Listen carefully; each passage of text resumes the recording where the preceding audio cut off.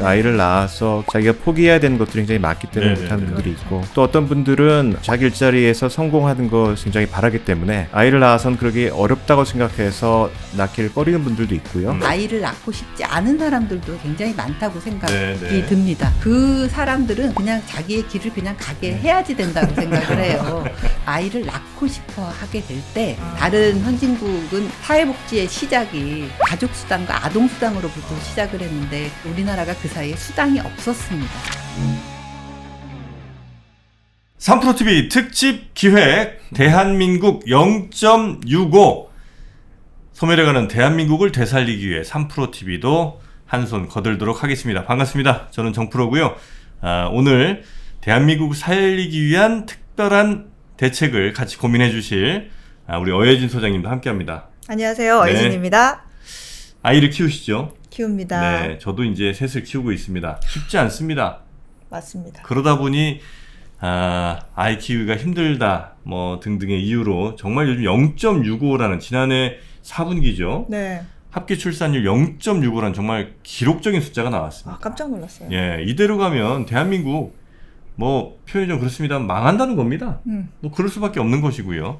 그래서 어떻게든 뭐 정부도 지난 정부 계속해서 출산율, 출생률을 높이기 위해서 여러 노력들을 했다고는 하는데 전혀 그 정책들이 먹히지도 않고 효과도 아직까지는 없는 걸로 뭐 숫자로는 이렇게 드러나고 있습니다. 네. 그래서 과연 우리가 저출산, 저출생 대책을 잘 하고 있는지 정확한 진단이 나와야 또 정확한 해법이 나오는 거 아니겠습니까? 그렇죠. 그래서 오늘 전문가 두 분을 모시고 정확한 진단 그리고 정확한 해법까지 저희가 완벽하게 한번 짜보도록 하겠습니다. 네.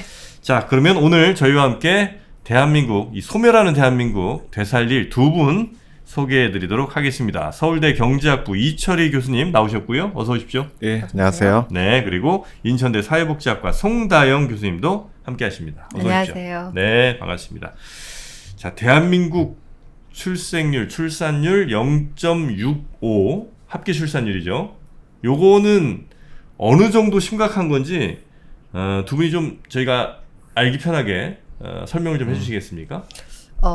우리가 이제 인구 적정선이라 그래서 이제 인구를 좀 적정하게 유지할 수 있는 선을 2.1로 보통 봅니다. 합계 출산율 2.1. 예, 네. 그런데 2.1인데 우리가 이제 2023년 기준 전체로 보면 0.72 정도가 되니까 네. 그 적정 기준선의 한 3분의 1 정도 그러네요. 됐다. 이렇게 볼 수 있고요. 네. 또 숫자로 좀 생각을 해보면 우리나라에서 이제 저출산 문제가 생기기 시작한 때가 이제 2000년대 초반부터 이제 국가가 관심을 가지기 시작을 했어요. 그래서 네. 근데 그때 55만 9천 명 정도가 태어났어요. 한 그 해에. 해에. 네. 그런데 지금 23만 명이 태어났으니까 그때 야, 기준으로 딱 봐도 절반이네. 절반보다도 떨어졌다 이렇게 네. 볼 수 있겠습니다. 그래서 그런 측면에서 보면 이제 네. 상당히 인구 숫자 자체도 굉장히 많이 줄어들었다 이렇게 볼 수 있고요. 네. 또 하나 뭐 저희가 늘 비교하는 데가 이제 OECD 이렇게 경제개발협력기구 이런 국가들을 기준으로 보면 거기 그 출산율이 1.58이잖아요. 네. 근데 이제 1.58이면 조금 전에 말씀드렸던 2.1보다 못한 겁니다. 다들 저출산을 지금 겪어가는 국가다 대체로 이렇게 잘 사는 나라들이 이제 이렇다는 거죠? 그렇습니다. 네. 그런데 거기 기준으로 봐도 2분의 1이 안 되는 거니까 그러네요. 굉장히 심각하다고 볼 수 있겠습니다. 네. 요 정도면 지금 전쟁 중인 우크라이나보다도 더 출산율이 낮다는 얘기도 있던데 이것도 맞습니까? 예, 뭐 0.7 이하로 떨어진 나라는 별로 볼 수가 없고요. 네. 그러니까 그 근처 나라 중에서는 뭐 홍콩 정도가 우리나라랑 비슷한 정도이고요. 이렇게 한 0.65 정도의 출산율 유지가 되면은 네. 한 세대가 지나고 나면은 태어나는 사람의 숫자가 3분의 1로 줄게 됩니다. 그리고 이것이 몇 년 지나고 나면은 통계청 추계에 따르면 한 50년 내에 네. 대한민국의 인구가 한 지금의 3분의 2 정도로 주는데 이렇게 빨리 인구가 주는 경우는 14세기에 유럽에 흑사병이 돌았었는데요. 네네. 그때 한 세대 사이에 인구가 한 3분의 2로 줄었는데 거의 그와 비견되는 정도의 인구 감소가 나타날 것으로 우려가 되고 있습니다. 네네. 이렇게 근데 저출생이 계속되면 아까 앞서서 정프로님이 대한민국 정말 끝나는 거 아니야? 이런 말씀을 하셨었는데 네. 앞으로 우리가 맞닥뜨리게 될 그런 사회적 문제들은 어떤 것들이 있을까요? 조금 전에 이제 인구가 주는 문제를 말씀을 드렸지만 인구 규모 자체가 주는 것보다도 우리나라 여러 가지 불균형이 생기는 것이 더 큰 문제인데요. 대개 한 사회 제도라든가 시스템이 한 해 이제 몇 명이 태어나는가에 이제 맞춰져 있습니다. 그 아이가 태어나면은 그 아이를 받은 산부인과도 있을 것이고, 그쵸. 그다음에 소아과, 그다음에 아이가 보육시설에 가야 되고, 또 초등학교에 가야 되고, 나중에 군대도 가고 이제 대학도 가고 그렇게 되는데, 네. 그런 것들이 이제 매년 몇 명이 태어나는가에 맞춰져 있는데, 아이가 털에 태어난 수가 갑자기 줄어들게 되면은 이제 이 수급 불균형이 발생을 하게 되는 것이죠.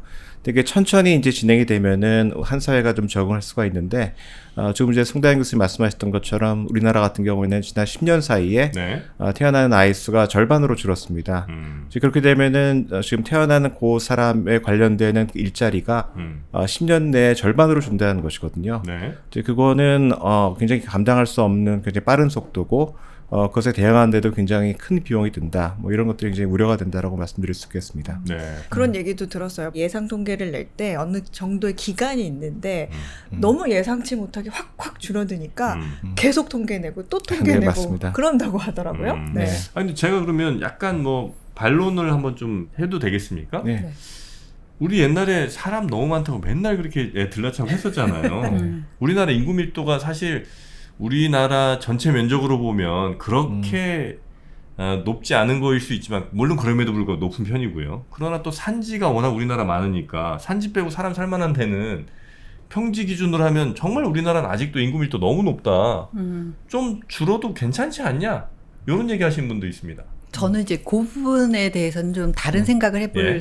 필요가 있는 게 지금 이제 서울이나 경기도 지역에 사는 사람들은 굉장히 밀집도가 높다고 높죠. 생각을 예. 할 겁니다. 그런데 밑에 지방으로 이제 가서 우리가 보통 뭐 해남 이렇게 예. 제일 땅끝 마을 얘기할 때 나오니까 거기 가면은 아이를 볼 수가 없고 주로 노인분들밖에 없어서 거기는 정말 인구 밀도가 정말 많이 벼가고 있다 이런 생각들이 네. 확실하게 듭니다. 그래서 이제 지금 인구가 줄면서 인구의 질이라고 얘기를 하죠. 이제 어쨌든 아이들이 좀 많고 노년이 좀 상대적으로 좀 적어야지 안정적인데 이제 반대 역피라미드 형태로 지금 변화해 가는 게 문제다 이렇게 얘기를 하는데 거기서 우리가 더 고민해 봐야 되는 거 하나가 뭐냐면 네. 지역별 격차가 굉장히 심각해져 간다는 거죠. 그러니까 어. 점점 일자리를 찾아서 수도권으로 서울로만 모여들고 지방은 이제 공동화되는 부분. 그래서 저는 여기에다가 우리가 고민을 더 해봐야 되는 게 이제 지역에서 이 지역 공동화 주택들이 이제 유령 주택화되는 부분들 네. 이런 것들도 해야 되는 거기 때문에 인구 밀도 부분 관련해서는 조금 더 다르게 좀 접근하는 것이 필요하다 이렇게 생각합니다. 네. 저는 근본적으로는 정프로님 말씀에 동의를 합니다. 그러니까 우리나라 지나치게 인구 많을 수도 있고 네. 인구가 좀 줄면은 뭐 환경적으로나 뭐 그런 면에 있어서 개선이 돼서 더 잘 살 수가 있는데 다만 전제가 인구가 장기간에 걸쳐서 서서히 줄어드는 경우에는 이제 그것이 바람직할 것 같은데요. 적응할 수 있는데. 네, 근데 지금의 문제는 속도하고 네. 그다음에 지금 송다현 교수님 말씀하신 것 같은 구조의 문제입니다. 그러니까 인구가 주는 것의 문제가 아니고요. 그러니까 구조가 고령화가 돼서 아이는 줄고 청년이 줄고 나이 든 사람이 늘어가서 네. 사회적으로 여러 가지 문제가 발생하는 거, 뭐 연금 문제도 그렇고 그런 것이 문제이고 속도가 너무 빠르기 때문에 네. 뭐 이것이 변해가는 수십 년 동안에 있어서 여러 가지 문제가 나타나는 것이 그 어려움이지. 뭐 방금 말씀하신 것처럼 한 100년 후쯤에 우리나라 인구가 절반으로 주는 거는 어쩌면은 뭐 바람직할 수도 있다라고 네. 생각을 합니다. 그럼 시청자분들이 궁금해하실 만한 거 하나만 더 제가 여쭤보고 요건 넘어가겠습니다. 인구 구조가 역피라미드가 되면 정말 안 좋잖아요. 그럼 피라미드로 가자. 그러면 밑으로 갈수록 더 아이들이 많아지는 상황으로 가자는 거잖아요. 그럼 지금부터 인구가 계속해서 늘어나야 되는 거잖아요. 아니면 어르신 세대들이 일찍 돌아가셔야 된다는 건데 그건 뭐 우리가 상상할 수 없는 일이고 그렇게 가면 계속해서 인구를 끊임없이 더 많이 늘려야 된다는 얘기인데 그것 역시도 좀 말이 안 되는 거 아닌가 이런 생각을 또 해봅니다. 지금 뭐 저희가 바라는 거는 뭐 피라미드 들어가는 것 정도는 아니고요. 예. 엄청난 항아리를 좀 이렇게 허리가 덜 원통형 잘록한 정도 가보자. 예, 덜 잘록한 항아리 정도로 만드는 것이 네. 지금 뭐 목표다. 뭐 그렇게 말씀드릴 수 있겠어요. 알겠습니다.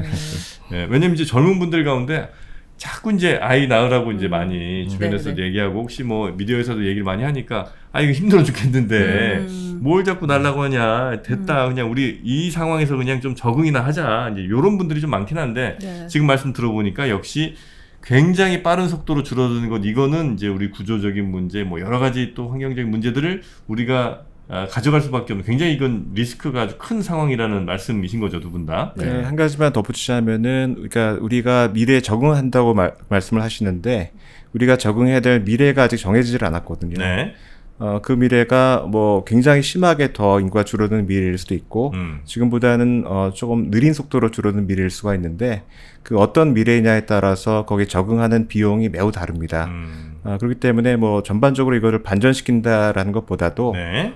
그 비용을 조금이라도 줄이기 위해서 그 변화 속도를 늦추자라는데 의의가 있다라고 할 수가 있겠습니다. 네. 네. 그러니까 지금 사실 더 큰 문제는 줄어드는 게 문제가 아니라 속도가 너무 빠르다. 빨라서 네. 이게 이제 사회가 휘청휘청거릴 수 있다라고 하는 부분이고요. 네. 한편으로 사실 이제 인구가 축소를 하면은 결국 사회가 거기에 적응을 해야 합니다. 이제 제가 정말 말씀드리고 싶은 것 중에 하나가 사실 우리나라 여성들은 아직까지 이 경제활동 참가율을 선진국 수준에 지금 못 갔기 때문에 네, 네, 네. 거기에 맞춰서 이제 변화해야 되고 그다음에 이제 노인 인구도 좀 다르게 접근을 해야지 되겠죠. 네. 지금 뭐 65세 이상 그 인구를 이제 우리가 고령 인구다라고 얘기를 하고 부양비 계산도 다 거기에서 맞춰서 하는데 사회가 달라지면 이제 그런 부분도 저는 달라져야 된다고 생각을 합니다. 네, 네, 한데 네. 이게 이제 속도가 너무 급하기 빠르니까. 때문에 이렇게 되면 이제 급류를 타면서 이제 빠져버릴 가능성이 있다라고 네, 하는 네, 네. 부분이 저희가 고민을 해야 될 지점이 아닌가 싶습니다. 네. 사회가 뭐 여기저기 막 부딪힐 수도 있겠군요. 이렇게 급하게 네. 막 내려가다 그러시죠. 보면. 네. 그만큼 속도가 네. 빠르니까 어떻게 하면서 투입되는 비용도 정말 많았어요. 커질 수 있다. 네, 2006년부터 한 17년 동안 그 저출생 관련 대책에 네. 들어간 비용만 거의 뭐 380조 원? 와. 그 정도가 되거든요. 이게 지금 보시는 표가 저출생 예산 정책 영역별로 분류한 거예요. 그러니까 어디에 썼나 이걸 보여주는 건데. 380조를 네, 이 2006년부터 2023년까지 총합을 정리한 건데 가장 큰 비율로 예산을 쏟아부은 곳이 보육과 돌봄이에요.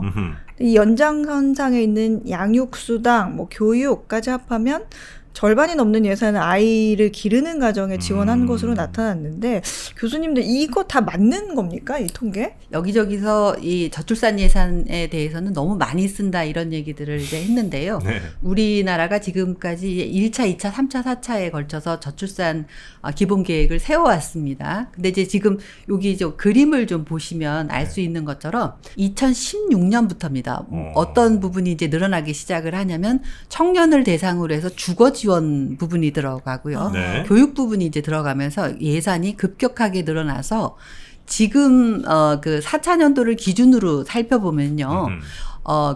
지금 이제 우리가 돈을 굉장히 많이 썼다고 얘기하는 보육 관련해서는 퍼센테이지로는 한 26% 정도를 쓰고 있고 네. 오히려 주거 관련된 예산으로 한 61%를 씁니다. 주거 예산이 뭐예요? 근데? 그러니까 이제 청년들이 아이를 낳으면 특별 공급 주택 같은 아. 것들, 주거 지원 관련된 부분들입니다. 이제 이 부분이 제 3차 기본 계획. 그러니까 우리나라가 인구가 이제 급격히 줄어들면서 인구 절대수도 줄어들기 시작하는 시점부터 이제 이 부분이 들어가기 시작을 해서 네. 실제로 예산이 커지기 시작한 시기가 요 2016년 3차년도부터 시작을 했다고 볼 수가 있습니다. 네네. 그래서 주거 부분 관련된 거 빼고요. 네. 그다음에 교육 부분도 네. 내용을 살펴보면 예를 들면 소프트웨어 중심 대학 이런 것도 저출산 대책 예산으로 들어갑니다. 무슨 얘기냐면 소프트웨어 관련된 대학을 양성하면 대학생들이 취업을 잘할 거고 돈을 잘 벌기 때문에 결국은 아이를 낳을 거다. 결혼해서. 너무 멀리 간 거 너무 아닙니까? 직접적인 예산이 아닌데도 불구하고 그런 네. 부분이 들어갔습니다. 아. 그래서 그러니까 이게 저출산이 막 사회적으로 좀 문제가 되고 하니까 이것저것 다 저출산 예산 쪽으로 이게 항목을 좀 바꾼 것들이 좀 많이 있겠군요. 맞습니다. 그러니까 네. 이제 이런 거죠. 대통령이 이제 관심이 있습니다. 저출산 대책 내놔라 이렇게 얘기하니까 각 부처에서 실질적으로 저출산 대책이 아닌 예산인데도 갖다가 이제 내놓고 우리는 이걸로 하고 있다라고 하는 표시를 한 거죠. 그러니까 그걸 다 합친 이제 예산이 저출산 예산이라고 하는 걸로 해서 380조, 400조 이런 얘기가 나온 거라고 볼 수 있습니다. 실제 직접적으로 들어간 돈은 이보다 훨씬 못할 가능성이 높겠군요. 네, 그렇습니다. 그래서 주거 부분 부분 빼고 보육, 그다음에 자녀 양육수당, 모성보호, 그러니까 조금 더 아이를 낳아서 기르는 부분에다 초점을 두게 되면 그 액수가요. 네. 20년 전체를 합쳐서 한 210조가 됩니다. 210조. 20년 전체로 해도 한 210조 네네. 정도밖에 안 요 된다. 부분은 물론 그것도 적은 돈은 아닙니다만. 네, 그렇습니다. 그래서 요거를 20년을 한번 또 다시 나눠보면 네. 10조 정도씩을 쓴 거라고 볼 수가 연 있거든요. 10조 정도. 네네. 네. 그래서 우리나라 1년 예산이 한 600조가 됩니다. 지금 그럼 그렇죠. 600조 기준에 10조가 많다면 많을 수도 있지만 저는 이게 엄청나다고 얘기를 해야 되는 건지 좀 얘기가 됐고요. 네. OECD에서는 이렇게 주거 부분 관련한 거는 저출산 대책 예산으로 집어넣지 않습니다. 여기는 사회보장과 관련된 거죠. 청년들이 어쨌든 살아가기 하기 위해서는 기본적인 주거 문제 해결을 해야 되니까 이제 뭐 네. 공공주택이라든지 이런 부분으로 예산을 좀 집어넣고요. OECD에서는 어쨌든 가족 지원 예산이라고 해서 예산 자체를 좀 묶어 놓습니다. 그래서 전체적으로 가족 지원 예산으로 OECD에서 평균 GDP 대비 얼마 정도를 쓰냐면 2.29% 정도를 쓰는데 GDP 대비. 네네. 한국 같은 경우에는 1.56 정도입니다. 네, 그러니까 OECD 평균으로 해도 우리나라가 한 70% 부족하네. 정도밖에 안 되는 상황이고요. 저출산 그렇게 급하다고 했는데도 다른 나라들에 비해서도 오히려 덜 쓰는 거네요. 그렇습니다. 네. 네. 그리고 이제 뭐 아동수당이라든지 육아휴직급여와 같은 현금 기준으로 봐도 OECD가 전체 중에서 1.12 정도를 쓰고 있는데 네. 한국이 0.32입니다. 아이고 그래요? 네. 그러니까 이 부분 관련해서도 상당히 부족한 부분이죠. 그래서 이제 우리가 이제 대표적으로 이 현금 쪽 많이 쓰는 국가 뭐 이렇게 얘기를 해보면 이제 프랑스에서 전체 그 현금 서비스 그다음에 이제 세제와 관련된 부분으로 쓰는 그 예산이 전체 예산이 3.44 정도가 됩니다. 네. 그러니까 우리나라로 이제 이 살펴보면 우리나라보다 훨씬 더 많은 예산을 지금 쓰고 그러네요. 있다 이렇게 볼 수 있겠습니다. 그래서 네. 너무 많은 예산을 썼다라고 얘기하는 부분의 첫 번째는 직접 관련 없는 예산들을 다 집어넣은 것이 문제다라고 말씀드릴 네. 수 있고요. 두 번째, 가족 관련된 출산 양육 관련된 부분으로 오늘 얘기에 좀 집중을 해보자면 아직까지 우리나라는 네. OECD 평균에도 미치지 미치지 못한다. 못했다라고 하는 말씀을 드리고 물론 이제 싶습니다. 그 통계를 조금 더 정확하게 우리가 보려면 자녀 1인당 얼마나 들어가냐는 따로 좀 볼 필요는 있겠네요. 왜냐하면 그 네네. 나라들이 전체 GDP의 뭐 예를 들어 3%라고 치더라도 거기는 우리보다 출산율 같은 게 한 2배 정도가 많다고 하면 1인당 들어간 돈은 우리랑 비슷할 수도 있는 거니까 그런 거 따져봐야 되지 않습니까? 네, 이것은 그런 것들을 조정해가지고 보정해서 낸 부분이라고 볼 수가 있겠습니다. 네. 그러니까 GDP 대비 몇 %를 썼다는 거잖아요. 예, 그죠? 그렇습니다. 네. 그러니까 이제 뭐 프랑스 같은 경우는 뭐 예측할 수 있는 것처럼 인구가 많잖아요. 네. 그러니까 스웨덴이란 나라에 비해서는 훨씬 더 이제 많을 거라고 이제 사람들이 예상할 수 있는데요. 네. 네, 그래서 어쨌든 크게 보자면 이 부분 관련해서는 프랑스가 전체 GDP 총량은 훨씬 네. 더 높을 거 아닙니까? 그거를 인구수 대비로 계산을 한 거라고 보면 되겠습니다. 네. 네. 여튼 이제 다른 나라 OECD 국가들보다 우리는 직접적인 저출산 관련 예산은 오히려 적은 편이다. 라고 그렇습니다. 이제 분석을 좀 해주셨고요. 예, 예. 우리 교수님 또 어떻게 보셨습니까? 뭐 우리나라가 저출산 문제 대응을 안 했던 건 아니고요. 네. 2005년부터 뭐 그래도 여러 가지 프로그램을 만들면서 대응을 했는데 한마디로 말씀드리자면은 충분하지 못했고 뭐 그다지 효율적이었던 것 같지는 않다라는 것이고요. 네, 그럼에도 불구하고 요즘 이렇게 효과가 없기 때문에 이 대책이 무용한 것이 아닌가. 그래서 이런 정책을 하지 말고 아까 정프로님 말씀하신 것처럼 그냥 그 적응을 하는데 집중하자라는 그 네, 의견인데 그런 분들도 계세요. 예, 네. 뭐 그 일리는 있는 말씀이기는 한데요. 근데 가만히 따져보면은 개별 프로그램이 전혀 효과가 없었던 것은 아니고 약간의 효과가 있었습니다. 그래서 그런 효과가 있었기 때문에 그나마 출산율이 이 정도다라고 말씀드릴 수가 있겠고요. 그러니까 지금 굉장히 낮은 것 같지만 이런 것조차 없었으면은 이보다 더 낮을 가능성도 있다라는 점을 좀 염두에 둬야 될 것 같고 네. 앞으로 더 많이 떨어질 수도 있다. 뭐 이런 것을 좀 새겨야 될 것 같고요. 네.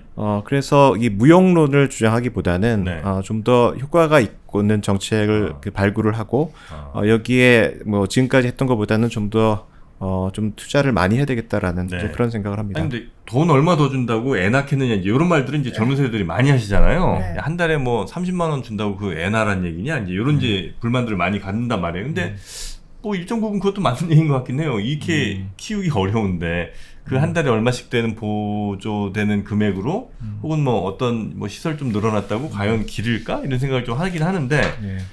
아이를 더 낳을 만한 유인책이 될 만한 정책은 뭐고 만약에 그게 있다면 거기에 돈을 좀 더 집중적으로 써야 될 거 아닙니까? 그리고 그거는 아마도 이미 우리보다 먼저 저출산을 경험했던 수많은 나라들의 사례들이 있을 테니 거기서 따오는 거는 그렇게 어려운 일은 아닐 것 같거든요.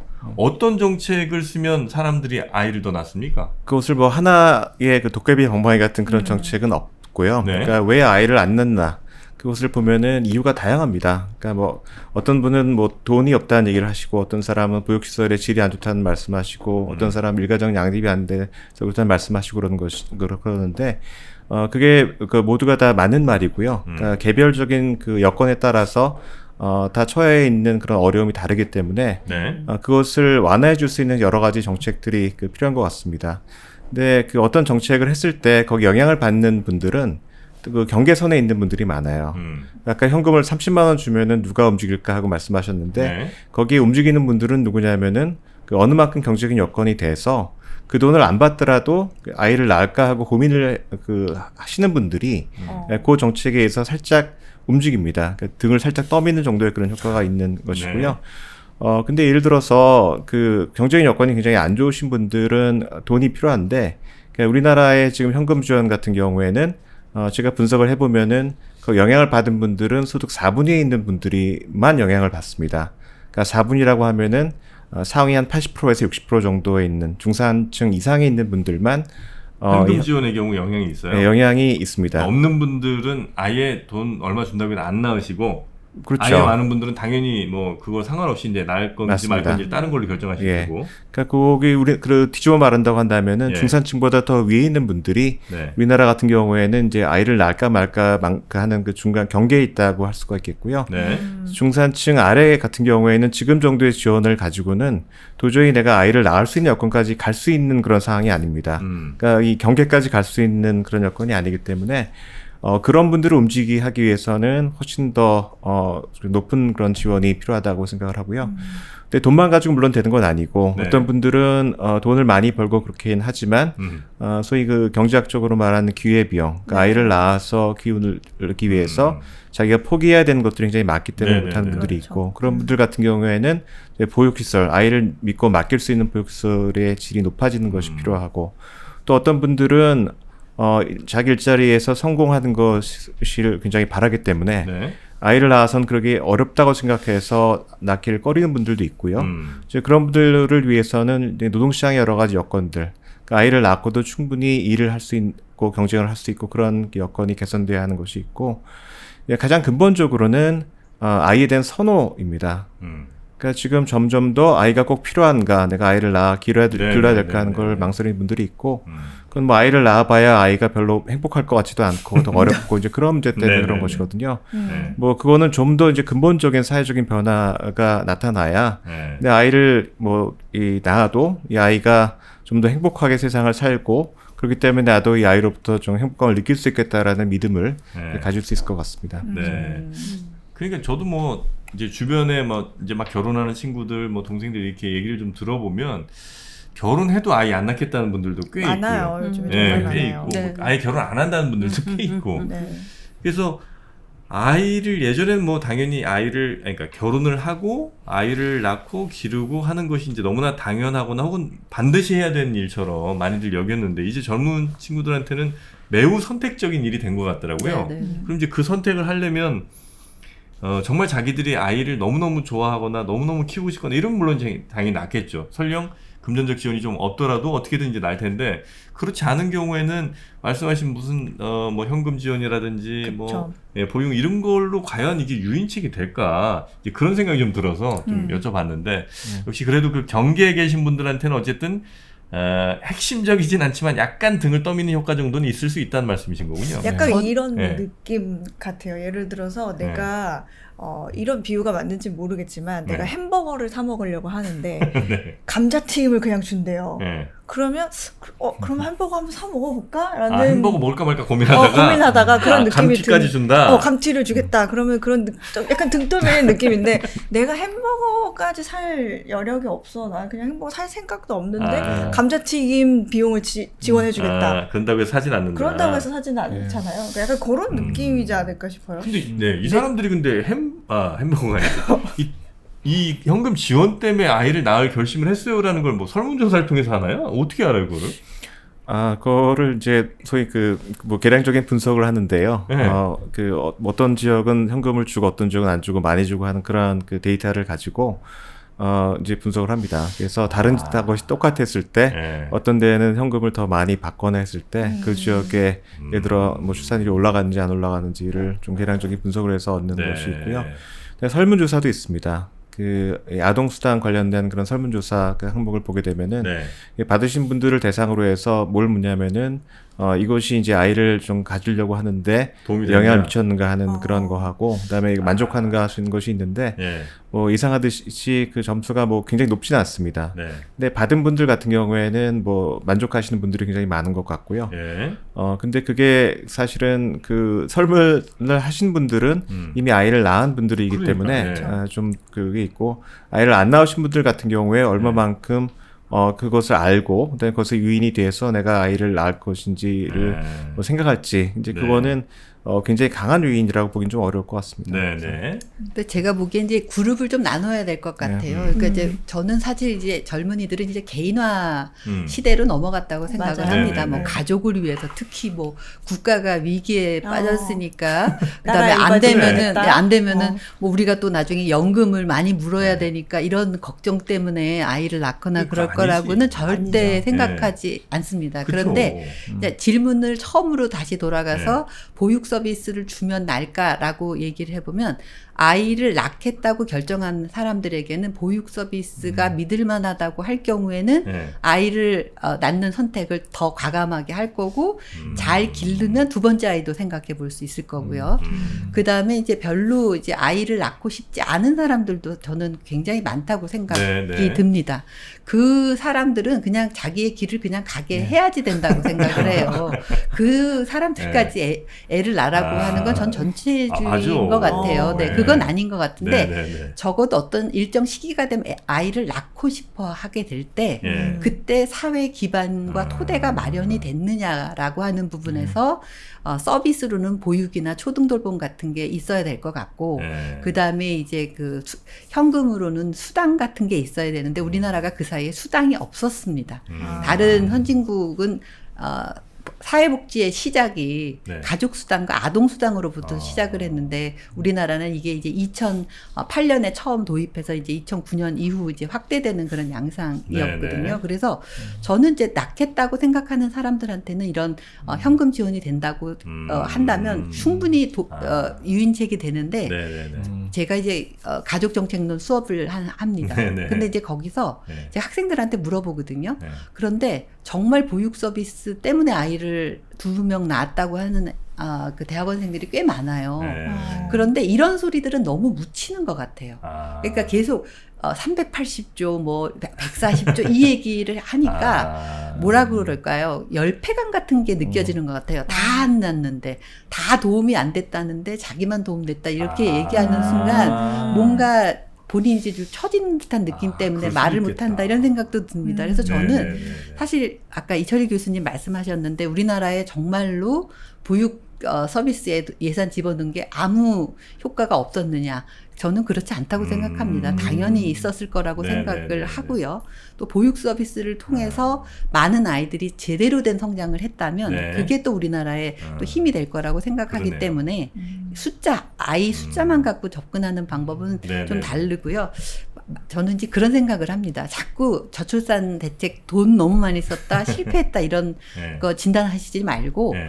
보육 서비스 이용해서 적어도 우리나라가 2013년부터 무상 보육 확대됐고 이제 국공립 보육 시설에 대한 관심도 늘어났습니다. 그래서 그것을 통해서 아이를 잘 키운 사례들 같은 경우들을 조금 보여주는 거 도움이 될 거라고 생각합니다. 네네네. 그래서 자꾸 실패에 초점을 맞추지 말고 저출산 정책을 통해서 좀 달라졌던 부분들을 조금 더 초점을 맞춘다면 네네네. 예, 약간의 유인이 될 거라고 생각합니다. 이게 아. 엄청나게 유인이 될 거라고 생각하지 않는 게 네. 결혼하고 싶지 않은 사람이 갑자기 그거 본다고 결혼하고 싶지 않거든요. 네네. 애 낳고 싶지 않은 사람이 그것 때문에 애 낳진 않지만 네. 애 낳으려고 생각하는 사람은 확실히 유인책이 될 수 있다. 그럴 것 이렇게 같네요. 생각이 이게 듭니다. 하나를 키웠는데 한 아이가 너무 보육도 좀 서비스가 잘 되고 뭐 나름의 경제적인 도움도 좀 받고 그러면 하나 낳으려고 했다가도 둘 낳을 수도 있고 네, 맞습니다. 뭐 그건 뭐 충분히 가능한 일일 수는 있겠네요. 그 네. 정책의 프레임을 좀 바꿔야 한다고 생각하는데요. 네. 지금처럼 이렇게 약간 강요한 듯한 그런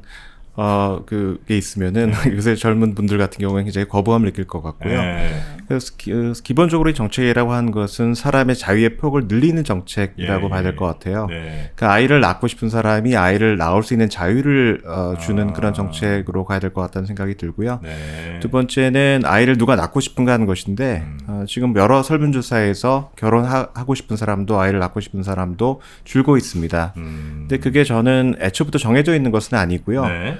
사람들 진공 상태에서 정해지는 것은 아니고 사람들이 자기 주변을 관찰을 하고 아이를 낳아서 사는 삶이 어떨까를 본 다음에 저렇게는 내가 살고 싶지 않다라고 마음을 먹으면은 나는 아이를 안 낳겠다라고 결정을 한 것 같아요. 네네. 뭐 태어나면서부터 나는 아이를 안 낳겠다고 마음 먹고 태어난 사람은 있는 것 같지는 않고요. 그래서 이런 그 정책 더 좀 넓은 그 사회 정책에 의해서 네. 여건이 개선이 되면은 아이를 뭐 낳고 싶은 사람이 늘 수 있을 것 같고 네. 정책이라고 하는 것은 그런 사람들이 실제로 그거를 실현할 수 있게끔 여러 가지 여건을 만들어주는 것이 정책의 목적이 돼야 된다고 네. 생각을 합니다. 사실 저는 그거를 직접 경험한 사람으로서 음. 사실 좀 제가 순진해서 결혼을 하면 당연히 아이를 낳아야 된다고 생각을 했었어요. 사람들 좀 순진하게 만들어야 네, 돼. 뭔가 이게 내가 도리를 해야 된다 이런 생각을 네네네. 고리타분한 생각을 했던 거죠. 네. 이제 아이를 낳아서 이제 지금은 초등학교 저학년인데 네. 정말 그런 지원금 받고 뭐 네. 육아 뭐 수당 받고 그렇게 너무 좋더라고요. 아, 그렇죠, 좋죠. 너무 좋더라고요. 막 준비물 값이 막 덜어지고 그리고 초등학교 같은 경우에 가도 급식비 안 내죠. 요즘에 준비물도 다 줍니다 학교에서. 그래서 그렇게 큰 부담은 없으나 대신에 오히려 어렸을 때가 힘들었어요. 어렸을 때는 이제 한두 살 뭐 이럴 때. 국공립 어린이집에 보내고 싶으니까 네. 거기를 지원했는데 아직도 기억이 납니다. 대기 번호 357번 받았어요. 얼마나 기다려야 되는 거예요? 그래서 제가 2살 땐가 넣었거든요. 네. 6살에 전화 오더라고요. 넣으실 거라고. 그 포인트가 굉장히 중요한 것인데 네. 아까 그 보육 지원 중에서 상당히 예. 많은 예산이 네. 그 소위 누리과정이라고 해서 무상 보육에 투입이 돼요. 네. 근데 무상 보육을 한다고 하더라도 자기 주변에 그 아이를 믿고 맡길 수 있는 곳이 없으면은 네. 전혀 효과가 없습니다. 그래서 실제로 이거를 연구를 해보면은 무상 보육이 시작됐을 때 네. 그 주변에 뭐 국공립 그 어린이집이 많거나 아니면 그 외에 어린이집 공급이 많은 지역 같은 경우에는 무상 보육을 했을 때 출산율이 올라간 효과가 발견이 되거든요.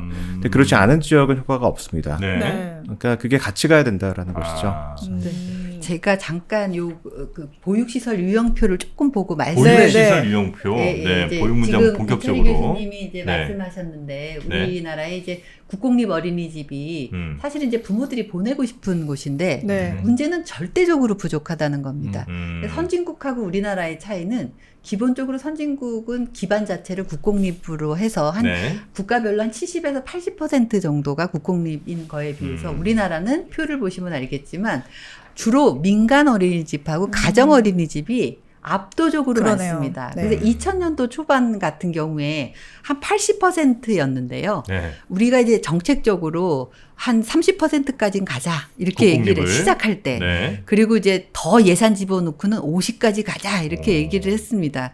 그런데 지금 2022년 기준으로 봐도 몇 퍼센트냐면은요 70.6% 밖에 안 됩니다. 70.6이라는 게 가정 뭐 이런 민간. 민간하고 가정을 네. 합친 거. 그러니까 무슨 얘기냐면 부모들이 거의 초이스를 할 수 없이 그냥 민간 집에 보내야 되는 그런 상황인 거죠. 그러니까 주변에 민간과 가정이 주로 있고 국공립이 없으면 사실은 기다려야지 되고 이제 아까 소장님 그 뭐 순번이 뭐 300 몇 번까지 네. 얘기를 해야 되는데 300 몇 번 동안 아이는 이제 다 자라는 그런 상황이 되는 거죠. 이제 그러다 보니까 부모들이 이제 초이스가 여러 가지가 있는 거예요. 네. 여기 이제 민간 어린이집 같은 경우에는 이제 아무래도 이제 교사 수준이라든지 이런 부분들이 좀 떨어집니다. 이렇게 교사 자격 같은 데서도 조금 모자라고 그러다 네. 보니까 이제 과열인 부모 같은 경우는 차라리 내가 조금 더 돈이 있는 집 같은 경우에는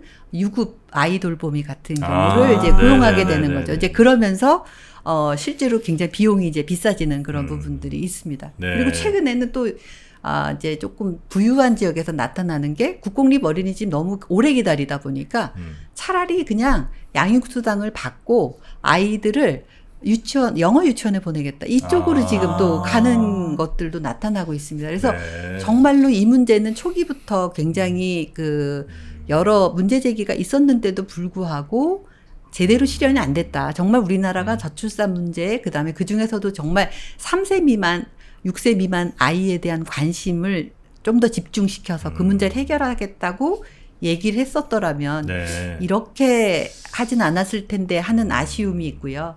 요거 이외에 또 문제가 되는 부분이 우리나라의 이 그 초등돌봄입니다. 네네. 네. 어쨌든 양적으로는 보육 서비스 상당히 많이 늘었습니다. 네네. 그 뭐 다른 국가하고 비교해봐도 떨어지지 않을 정도로 양적으로 늘었는데 보육 서비스는 기본적으로 문제는 질이 떨어진다라고 하는 것. 그래서 아이를 정말 안심하고 맡긴다라고 하는 게 좀 어렵다. 이게 보육이라고 하면 몇 살부터 몇 살이 보통 그 여기 대상이 이제 되나요? 영아 같은 경우가 0세에서 2세고요. 네. 네. 유아가 만 3세에서 5세까지라고 그 정도가 볼 이제 수 보육 있습니다. 기간인 거예요. 예, 그렇습니다. 그래서 이제 요 시기에 유아 시기가 되면 일부는 어린이집을 가고 일부는 유치원으로 이제 가는. 그래서 이제 최근에 들어서 이 유아 대상으로 해서는 누리 보육 과정이 이제 통합되는 그런 걸로 네. 결정이 됐습니다. 영유아 학교 뭐 이런 거를 추진하는 것 같죠? 예, 네. 그러니까 누리 교육 과정이라고 그래서 네네. 아무래도 유치원은 유치원 교사들이 이제 네네네. 아이들을 가리키는 거에 비해서 네. 보육 교사들이 상대적으로 이제 그 아이들 돌보는 수준이라든지 이런 것들이 문제가 되기 때문에 그 부분을 누리 교육 과정이라고 그래서 같이 만들었습니다. 그래서 동일한 그 커리큘럼으로 같이 간다 이렇게 이해하시면 될 것 같습니다. 쉽게 얘기하면. 통합 과정으로 가는 거군요. 네, 그렇습니다. 네. 3세 이상이 그렇습니다. 네. 네. 문제는 요 초등 6세에서 11세 여기에서 지금 발생을 하죠. 6세에서 11세? 네. 이제 초등학교 들어간 다음이잖아요. 네, 초등학교 들어가서입니다. 그래서 초등학교 들어가면 갑자기 4시나 뭐 길게 보면 한 7시에 오던 아이들이 갑자기 1시에 오는 경우들이 꽤 아마 그렇지. 굉장히 고통 많이 받으셨을 점심 바로 거라고. 오죠. 네, 맞습니다. 네. 그래서 여러분 이제 제가 오늘 그것 때문에 네. 여의도를 몇 번 왔다 갔다를 했는지 모르겠습니다. 네, 맞아요. 금요일은 12시 반에 끝나거든요. 네. 아, 그래요? 네, 그래서 가서 또 방과후 보고 학교 좀 맡기시지 왜? 반가워 탈락됐습니다. 아, 탈락됐어. 그러니까. 너무 몰리면 추첨을 해요. 아. 네, 거기 네. 또 탈락이 됐습니다. 이게 어쨌든 제도로는 초등돌봄이라는 제도가 있어요. 그런데 문제는 이거를 하는 학교가 많지 않다는 거. 해도 시간이 5시까지밖에 안 된다는 거. 네. 그러면은 부모가 돌아오는 시간이 아주 정확하게 퇴근을 해서 집으로 1시간 후에 돌아온다는 예정을 해도 2시간 정도의 시간 공백이 기네. 있으니 결국은 부모님한테 손을 벌리거나 태권도 또 학원 가야죠. 네네 학원 보내죠 보통. 이제 그러면서 이제 사교육이 시작이 된다고 아. 볼 수가 있겠습니다. 네. 근데 지금 우리나라는 어쨌든 이 초등돌봄이 상당히 큰 공부액이다라고 하는데 OECD 대비해서도 3분의 1 네네. 수준이다라고 하는 측면에서 보자면 이 부분은 반드시 이제 메이크업을 해야지 되는 부분이라고 아주 생각합니다. 어려운 것 같진 않은 게 학교라는 장소가 있잖아요. 거기에 이제 추가로 제가 이제 교육 쪽을 잘 몰라서 그렇긴 합니다만 뭐 예를 들면 뭐 무슨 취미 뭐 바이올린이든 피아노든 아니면 뭐가 됐든 뭐 도지볼이 됐든 이런 거를 해줄 뭐 특수활동 교사분들? 요 정도 분들만 구하면 사실 장소는 학교라는 게 있으니까. 근데 그 교사분들도 엄마일 수 있잖아요. 엄마? 그러면 아이 또 돌보러 가셔야죠. 아니 근데 그거는 이제 직업적으로 이제 새로 많이 부족하다고 합니다. 그분들이 그래요. 그 부분 관련해서는 이제 네. 2018년에 네. 그 문재인 그 정부 때 네. 그 다 함께 뭐 돌봄이라고 하는 그 개념으로 해서 학교 안에다가 좀 네. 집어넣어 보려고 했는데 네. 상당히 이제 반발이 컸고요. 어디에서요? 뭐 교사분들이라고 볼 수 있겠습니다. 아니 교사분들한테 보라고 그러니까 반발이 심하시겠지. 네네네. 근데 교사분들 말고 그분들은 이제 어쨌든 자기 업무 끝나시면 또 그분들도 퇴근하셔야 되니까 말고 이제 그 특수활동을 해주는 전담 뭐 인력들이 좀 있습니다. 그런 있어요? 분들을 이제 초등 전담사라고 이제 네네네네. 그렇게 네. 초등 뭐 돌봄 교사라는 표현도 네. 쓰고 이렇게 하고 있는데 네. 이분들을 누가 관리할 거냐의 문제가 있습니다. 네, 그래서 이제 문재인 대통령 때는 학교 측하 교육부하고 계속 논의를 하다 이 문제가 해결이 안 돼서 네. 지자체에서 지역에 가까운 곳에다가 센터를 열어서 그러니까 비용을 추가 비용을 해서 하는 방법으로 했는데 그게 어려웠습니다. 그래서 조금 확대를 못했고요.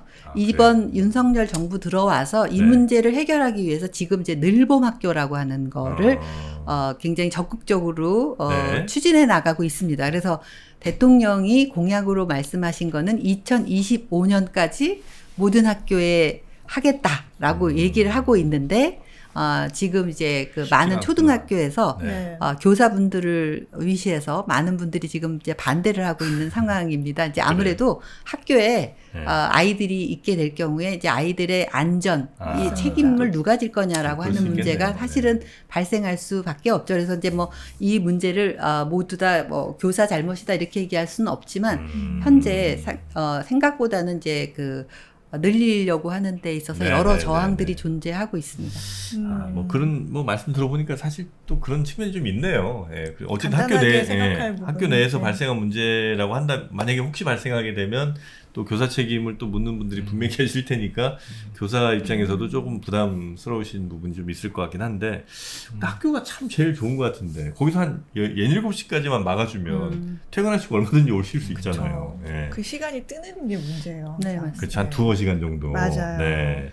우리가 네. 네. 그래도 보육 뭐 이런 부분에 대해서 굉장히 좀 속상한 얘기만 계속 하기는 했는데 그래도 뭐 해외 사례라든지 뭐 아니면 뭐 지자체 사례 중에서 저출생 이 보육 서비스 좀 잘 해가지고 저출생에 성공한? 어느 정도 좀 효과가 있었다 하는 네. 사례는 없을까요? 이제 이 부분 관련해서는 사실은 이제 뭐 독일이라든지 덴마크 이런 국가들이 있습니다. 네. 그러니까 이제 덴마크, 그러니까 아까 이제 저희가 이제 얘기를 했지만 보육 하나만 갖고 초등돌봄 하나만 갖고는 사실은 안 되는 부분이 있습니다. 이제 덴마크 같은 경우에 아까 이제 보육이 서비스 질이 중요한 것처럼 네. 초등돌봄도 질이 중요합니다.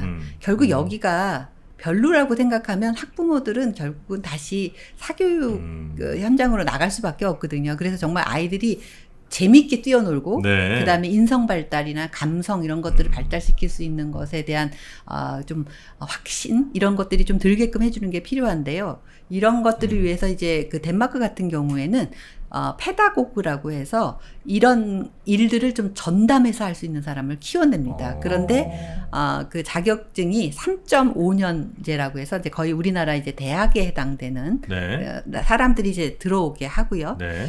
중요한 거는 이분들 임금을 그 정규 직장만큼 준다라고 하는 게 굉장히 중요합니다. 우리나라 별도로 훈련을 시켜서 그렇습니다. 정규 네네. 임금을 준다. 그러니까 별도라는 게 이제 교육 과정을 대학 교육 과정을 밟으신 분들이 초등 전담사가 되게끔 하고요. 네. 지금 우리나라 조사를 해보면 초등 돌봄 교사들 굉장히 수준 높습니다. 네네네. 문제는 이분들이 이게 과정 어디까지 나왔는가를 조사해봤더니 대학교 당연히 나오셨고 그 다음에 석사학위 가진 경우도 되게 많은데 네. 문제는 이분들이 임금 수준이 너무 낮다는 겁니다. 네. 그러다 보니까 결과적으로는 오래 못 있고 이제 밖으로 나가게 돼야 되는 부분들, 그다음에 이제 교사하고 협력이 안 되는 부분들 이런 게 있습니다. 그래서 어쨌든 덴마크는 이런 부분들을 확대시키면서 첫 번째 했었던 거지 임금과 관련된 근로조건이라고 하는 부분을 좀 변화를 시켰고요.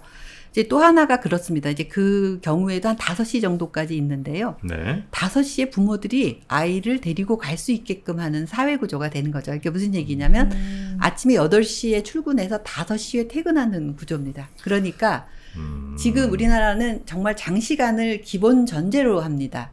늘봄 학교 얘기 나왔을 때 많은 사람들이 다들 허무해했어요. 애들을 7시 30분부터 윤 대통령이 이제 8시까지 돌보는 걸로 하겠다 이렇게. 저녁 8시? 네. 이야.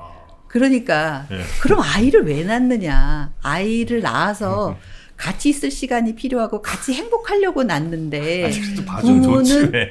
네, 맞아요. 네. 부모는 나가서 일만 하고 네. 늦은 시간에 아이 픽업해야 되거나 중간에 또 시간 뜨니까 학원 가고 저는 이런 거를 조금 다르게 가야 된다고 생각하는데 이제 그게 이제 바로 덴마크 같은 사례인 것 같아요. 그래서 네. 덴마크는 조금 더 유연 근무제 같은 것들을 통해서 네. 8시 출근하고 5시면 퇴근해서 아이들 데리고 갈 수 있으니까 그래서 제가 저는 사실 그 사례거든요. 맞습니다. 근데 제가 지금 항상 프리랜서로 일을 하고 있지만 초반에 일을 이제 기자 일 하다가 그만두고 아이 잠깐 키우다가 다시 일을 해야겠다.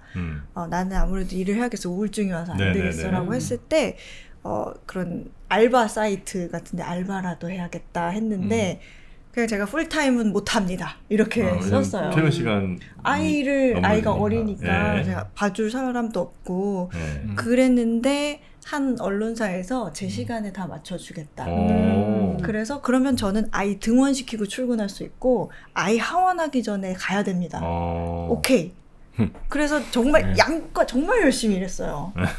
그래서 이제 임금 수준은 조금 줄이고 임금 수준 제가 이제 절반으로 줄어든 거죠. 절반만큼 일하니까. 그래도 일을 한다는 것, 그 성취감, 그다음에 경력을 이어간다는 거, 그리고 2마리 토끼를 다 잡을 수 있다는 거. 그거 괜찮은 것 같네요. 그래서 네. 지금까지도 태어나서 지금까지도 단 한 번도 뭐 이모님, 뭐 그런 뭐 조부모님 도움을 한 번도 받은 적이 없어요. 그래요. 오늘도 사실 같이 올 뻔했는데. 네. 근데 그거는 굉장히 좋은 일인데 전체적인 직장들에서 이렇게 안 되죠. 하는 경우는 뭐 흔치는 않으니까 그죠. 그런데 어렵죠. 생각보다 있습니다. 아, 그래요? 공무원 같은 경우에 공무원들은. 그런 형태로 가고 있죠. 그러니까 지금 우리나라는 전체적으로 이 아이 키우는 환경 관련해서는 크게 보자면 대기업이나 뭐 공무원 같은 경우에서는 이런 유연근무 같은 것들을 결합을 하고 있고요. 근데 실제로 저도 본 사례가 있습니다. 그래서 이렇게 좀 더 전환을 하는 게 필요하고 크게 보자면 좀 우리나라가 너무 늦은 시간까지 일하는 부분들 확실하게 변화를 그렇죠. 해야 네. 되고요. 네. 그다음에 아이들을 그 8시까지 맡겨야 된다 이렇게 생각하면서 만드는 정책은 정말 문제인 것 같습니다. 그래서 좀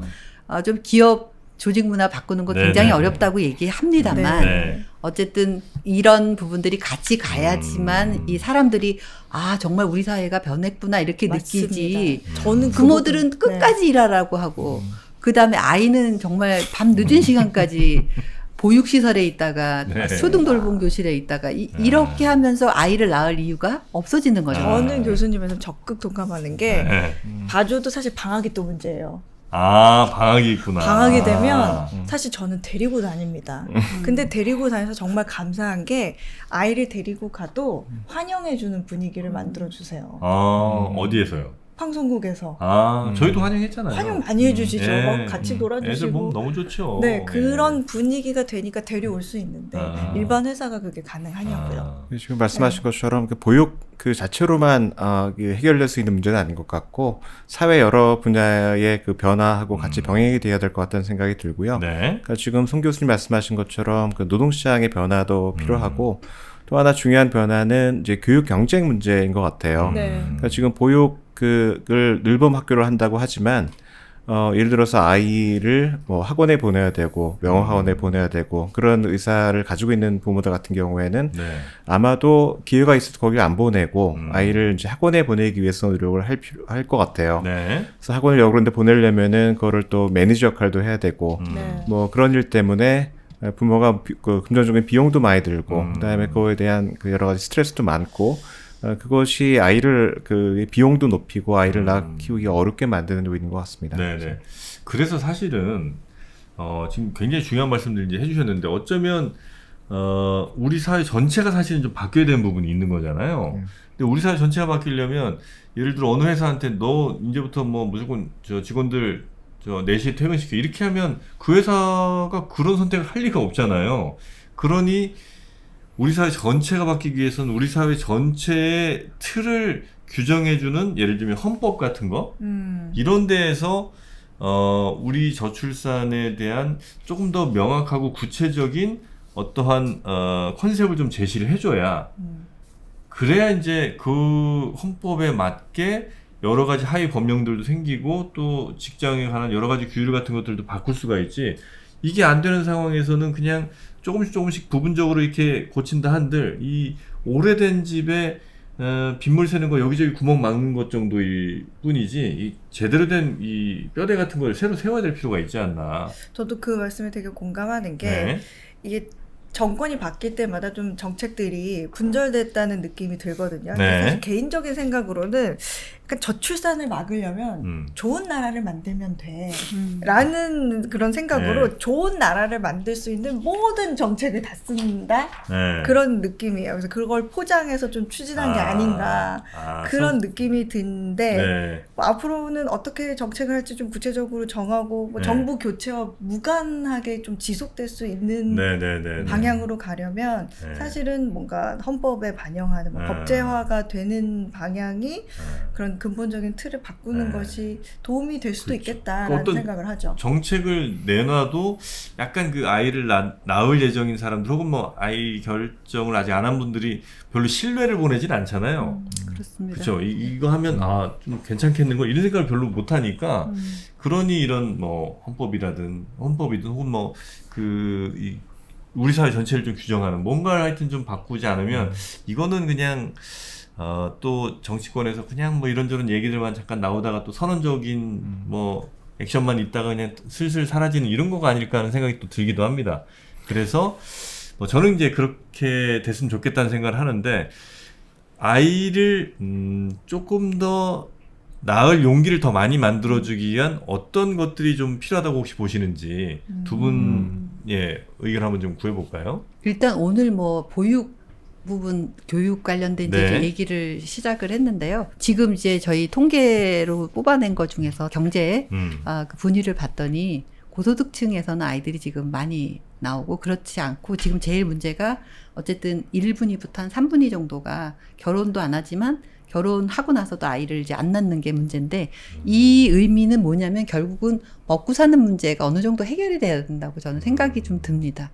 그런데 보통 이제 국가가 지금 이제 그러다 보니까 계속 돈 주겠다 뭐 이런 형태로 지금 가고 있는데 우리가 사실 그렇게 안 살아봤고 앞으로 사실 가능하지도 않을 것 같아요. 국가가 모든 걸 어떻게 다 해결해 주겠습니까? 결국 일을 하면서 내가 아이를 키우면서 살만하다라고 하는 것을 스스로 믿는 사회 정도가 돼야 되는데 일단 뭐 일자리는 뭐 꼭 저출산 문제가 저는 저출산 예산으로 집어넣으면 안 되지만 어쨌든 그 부분은 이제 하고 나서 이제 두 번째가 특히 여성들 같은 경우에 아이 낳는 순간에 경력 단절되면서 그다음에 이제 우리가 얘기했었던 것처럼 모성 페널티라고 해서 정말 임금이 점점 내려가잖아요. 그다음에 아까 이제 아이를 데리고 다니면 뭐 환대한다고 얘기를 했지만 임신했다고 맞습니다. 얘기했을 때 팀장님의 한숨과 그다음에 그 다른 동료들의 시선 속에서 사실은 그런 힘들어요. 부분도 네. 굉장히 좀 달라져야 될 거라고 생각이 좀 들어요. 그분들 그래서 원망하기도 애매한 게 그분들이 남은 일들을 떠안아야 되니까 그분들이 힘들 수는 있겠죠. 그죠? 예, 힘들 수 있죠. 예, 그러니까 그런데 안 이제 힘들게 해주는 게 사실은 필요한 건데. 그렇죠. 네. 그러니까 이제 뭐 그거 관련해서 뭐 대체 인력을 집어넣는다든지 이런 부분들이 있을 것 같은데요. 네. 그래서 이제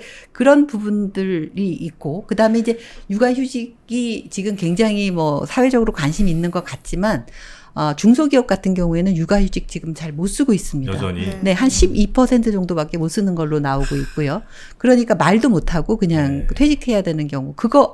그것만 아니어도, 예, 아이 갖는 거에 대해서 조금 더 자신이 있어지지 않을까 싶고요. 네. 그 다음에 아이를 낳았는데 그 아이를 잘 키우고 싶은 게 우리 부모들의 심정이잖아요. 네. 그런데 아이를 맡길 데가 없고 맡겼는데 걱정되는 곳이고 이러면은 결과적으로 그만둬야 되는 이제 결단을 내리게 되는데 이렇게 되지 않으려면 결국은 보육 서비스 기반이라든지 이런 것들이 만들어져야 될 것 같아요. 그래서 이렇게 하나가 다 합쳐져서 정말 그냥 믿고 살만한 사회? 어쨌든 우리가 매니저블하다는 표현을 하는데 그런 네. 사회가 됐을 때 저는 사람들이 한번 이제 아이를 낳아보자라는 생각을 하지 않을까 이런 생각이 좀 듭니다. 그래서 네. 제가 그 헌법 얘기를 좀 꺼낸 겁니다. 그래서 내 아이들이 적어도 나보단 더 괜찮은 세상에 살 것 같은 그런 믿음? 아이를 낳아도 뭐 큰 어려움이 없을 것 같은 그런 믿음이 생기려면 적어도 최상위 법률 단에서 뭔가 좀 규정을 해줘야 되지 않을까 하는 생각이 좀 들긴 했는데 우리 교수님께서는 어떤 정책이나 어떤 뭐 법안 어떤 변화가 좀 필요하다고 혹시 보시는지? 방금 말씀하신 것처럼 그 결혼을 하거나 아이를 낳는 결정이라고 하는 것은 네. 굉장히 멀리 보고 하는 결정이거든요. 네. 그러니까 오늘 내일의 일만이 아니라 내 일생을 통해서 영향을 맞아요. 미치고 그다음에 내가 낳은 아이의 그 미래까지도 영향을 미치는 그런 결정이기 때문에 적어도 굉장히 길게 봤을 때 어떤 삶이 펼쳐질지에 대한 기대가 있어야 되는데 뭐 지난 한 몇 년을 보더라도 그러니까 정부가 바뀌게 되면은 여러 가지 정책 기조도 바뀌고 네. 주안점도 바뀌고 하는 그런 면이 분명히 있습니다. 그리고 뭐 대다수의 국민이 어떤 나라가 이제 살기 좋은 나라고 좋은 나라인가에 대한 어느 만큼의 컨센서스가 있지만 꼭 그것에 다 동의하는 것 같지는 않아요. 그러니까 이 간격점이 다 다르고 그렇기 때문에 뭐 지금 어떤 정부가 정책을 한다고 했을 때 이것이 앞으로 어떻게 바뀔지 이거에 대한 그 확실성은 좀 없는 것 같고요. 그런 점에 있어서는 그게 뭐 헌법이 될 수도 있겠고 아니면은 뭐 예를 들어서 여러 그 정당이라든가 어떤 사회계층이 서로 협약을 맺거나 어떤 그런 그 컨센서스를 형성을 해서 적어도 모든 국민이 앞으로 이런 기조가 계속될 수 있겠구나. 적어도 네, 이런 환경에서 네, 네. 내가 살 수 있겠구나 하는 좀 그런 믿음을 주는 것은 상당히 중요한 변화라고 생각을 합니다. 네. 그리고 저는 이제 아이가 이제 셋 아니겠습니까? 네. 그러다 보니까 애국자라는 얘기를 참 많이 들어요. 근데 그 얘기를 안 했으면 좋겠어, 사실.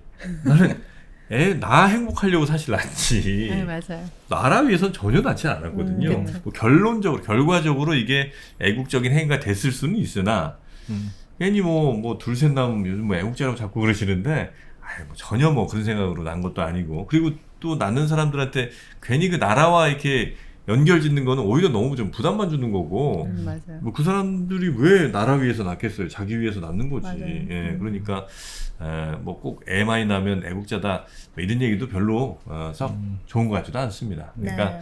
여러분이 행복하는 그리고 아이를 낳으면 내가 행복한 그런 사회 나라를 만들면 그럼 뭐 그게 가장 좋은 저출산 극복 대책이 아닌가 하는 맞습니다. 생각을 또 해봅니다. 지금 이제 10살쯤 됐나요? 우리 네, 소장님? 9살 됐습니다. 9살. 네, 앞으로도 한 10년 이상은 더 책임을 좀 지해야 되겠네요. 맞습니다. 네. 저 나름대로 이제 생존 방법을 찾고는 아, 있어요. 그래요? 네, 스스로 할 수 있는 일을 많이 만들어줘서 엄마의 손길이 최대한 덜 가도록. 행복하시죠? 그러려고 모두가 노력하고 있습니다. 우리 각자 예. 행복한 삶을 살아보자, 열심히 예. 살자 이렇게 에, 항상 얘기하죠. 엄마는 너의 밥을 해주려고 태어난 사람이 아니다. 우리 그래야지. 모두 함께 행복하게 자기의 목표, 인생 아. 목표를 위해서 살아보자. 예. 이렇게 하고 살고 있는데. 맞아요. 그리고 진짜 애들한테 너무 과한. 맞습니다. 예, 그건 좀 안 하셨으면 자기 좋겠네요. 할 일은 자기가 하자라고 네. 하고 있어요. 숙제는 도와주지 않는다. 그렇죠, 그렇죠. 그쵸, 네. 예. 그러니까 애를 키우는 게 애를 뭘 만들어 주려는 그거 말고 그냥 서서히 하여튼 내 손 빨리 뗄 수 있는 과정이 바로 맞아요. 육아 과정이다. 맞아요. 네, 그런 생각으로 좀 하시면 그래도 부담이 좀 부모님들이 덜 하시지 맞습니다. 않을까 맞습니다. 하는 네. 생각을 또 해 봅니다. 자, 오늘 이 스튜디오에 도합 8명의 아이들이 두 교수님들 두 분씩해서 8명의 자제분들이 있습니다. 넷이서 8명이면 이 합계 출산율 이야. 괜찮지 않습니까? 네. 우리 많은 분들이 정말 부담 없이 아이를 믿고 낳을 수 있는 그런 사회가 좀 더 빨리 와서 꼭 뭐 그렇다고 다 낳아야 되는 건 아니고요. 정말 낳고 싶은 사람들은 적어도 큰 어려움 없이 낳을 수 있는 그런 나라가 좀 됐으면 좋겠다. 이런 생각을 좀 해봅니다. 자, 오늘 저희와 함께 해주신 우리 서울대 경제학부 이철희 교수님 그리고 인천대 사회복지학과 송다현 교수님 너무나 좋은 말씀 감사하고요. 저희가 오늘 요걸로 시리즈가 끝나지 않습니다. 네. 계속해서 저출산 극복 대책을 위한 3%의 컨텐츠도 계속 될 테니까 앞으로도 계속 뭐 도움 말씀 또 이렇게 출연 좀 부탁드리겠습니다. 두 분 대단히 고맙습니다. 감사합니다. 네, 아. 그리고 어이승우 소장님도 아이 지금 빨리 기다리고 있을 텐데 얼른 들어가셔야죠. 빨리 가겠습니다. 네, 고생 많으셨습니다. 감사합니다. 네, 저희는 다음 시간에 또 뵙겠습니다. 고맙습니다. 네.